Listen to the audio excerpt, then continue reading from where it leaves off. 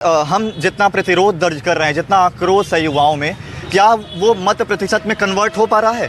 तो एक बात ये कि वो चीज़ें मत प्रतिशत में कन्वर्ट होनी चाहिए, आगे आकर के हमें मत भी देना पड़ेगा। दूसरी बात ये कि मीडिया से भी एक सवाल है कि जो हमारे मुद्दे कवर होने चाहिए उससे ज़्यादा अन्य मुद्दे कवर होते हैं। मतलब अभी जो मंदिर का मसला था, वो मंदिर में कौन आया, कौन गया, कितनी भीड़ हो रही, वो सारी चीज़ें। लेकिन इलाहाबाद हो, दिल्ली हो, लखनऊ हो, इन लोगों के जब एग्ज़ाम्स आते हैं तो रेलवे स्टेशन पे जो भीड़ होती है, वो भीड़ मीडिया कितनी कवर करती है, कितनी तस्वीरें आती हैं। जो इतने सारे युवा हैं, सबसे ज़्यादा युवा आबादी वाला ये देश है, हमको हमारा प्रतिनिधित्व कितना है, हमारा प्रतिनिधित्व हर जगहों पर, रोजगार हमारा मूल मुद्दा है। और जो सबसे बड़ी बात कि मैं ये मानता हूँ कि जो असहमति का स्पेस है वो ऐतिहासिक रूप से सबसे ज़्यादा कम हुआ है। असहमति का स्पेस, विरोध दर्ज करने का स्पेस, ये सबसे ज़्यादा कम हुआ है। कैसे?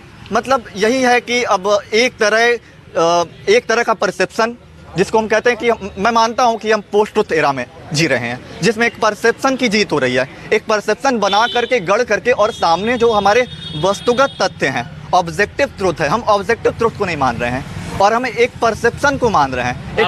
आप वो व्हाट्सएप यूनिवर्सिटी की बात करें क्या? हाँ, वो चाहे वो व्हाट्सएप यूनिवर्सिटी हो, चाहे ऐसा हो गया है ना कि आज हम फैक्ट चेक नहीं करते हैं और पूरी तरीके से मैनिपुलेट हो जा रहे हैं। अच्छा, एक बात और देखा, मैंने ये भी देखा कि जो आदमी जो खुद जिस विषय में रिसर्च स्कॉलर है, उसके पास भी एक मैसेज आता है व्हाट्सएप पर और उसने अब तक रिसर्च जिस पेपर पे किया हुआ है उसको भूल जाता है और उसको मान लेता है जो उसको फ़ोन पे आया हुआ है। देखिए, सबसे बड़ी समस्या यही है, जैसे कि हम कहते हैं रोजगार में समस्या केवल बेरोजगारी की नहीं है, समस्या शिक्षित बेरोजगारी की है।